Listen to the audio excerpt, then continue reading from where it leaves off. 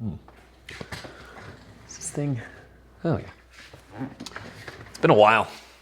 What's up, everybody? It's February. Things are warming up, changing all over the place right now. And probably if you're subscribed to a bunch of different grass and lawn care type channels, you're starting to see content pop up all over the place. Things are getting busy. Crocuses are starting to bloom.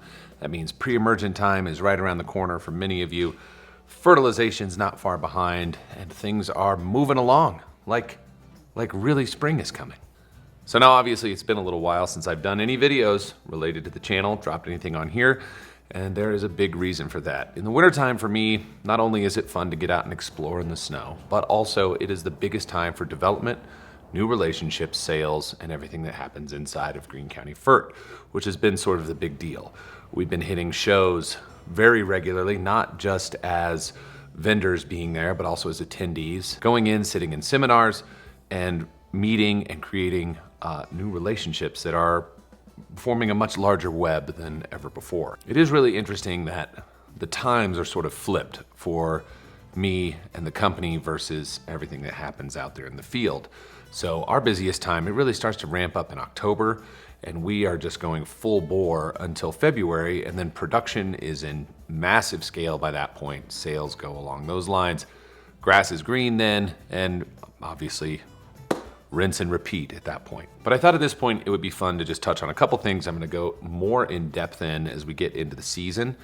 You guys have to look forward here on the channel. Now for the last however many years that I've been doing this, I have been focused, probably too focused on showing how much we can reduce our inputs and have fantastic looking turf.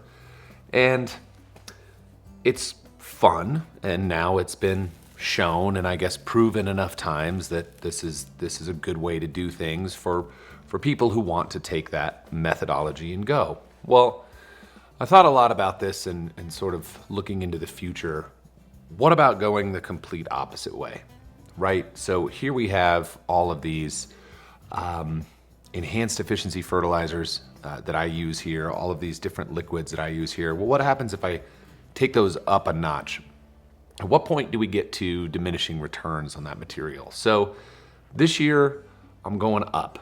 I'm going up with it, and I think it would be fun to see how that compares this year to last year or years prior in the overall turf quality, health, and look of everything, and see how noticeable it is for you all out there in your own lawn. Like, what happens if we take these products and move them up to a different level? So there's going to be a bit of that going on. Now, as far as the developmental side and things that have changed, there's a number of new products that you're going to see coming out this year that are very exciting to me personally, and already making some ripples in the industry. And I'm not going to share about those right now, but very, very soon you're going to see that, including some little tests that we're going to do before getting the material out on the grass, so you guys can get an idea of what's coming, what the excitement for me is all about. So just like in years past, we're going to be going results driven on everything. I want to show you the upper end limits. I feel like I've shown the lower end limits, and now let's just see what's possible. And maybe I don't even know what could be pushed out of the turf on my own lawn because I've been so focused on lower nutrient supplementation for so long. And truly having that good looking turf on those low nutrients. Now, I went a little light last year, or spaced, mainly because we were doing testing with some of the granular material. More on that later. There's a lot of moving parts in a lot of these things. But when we're looking at pounds of nitrogen that I always go through and talk about in the videos when I do applications, those are still going to continue. I'm going to be running liquid. I have an option to do granular, but it's just going to be running that way. More frequent applications, maybe some higher dosing, and I want everybody to kind of, I don't know, speculate what that could look like. What's that going to do for the grass this year for me? What do you think you're going to see here? Now, aside from that, there are some changes I'm going to have to make to the landscape. As soon as possible, when the snow is melted, I'll be out there cutting out the collar of my green, and we're going to change that turf to something else.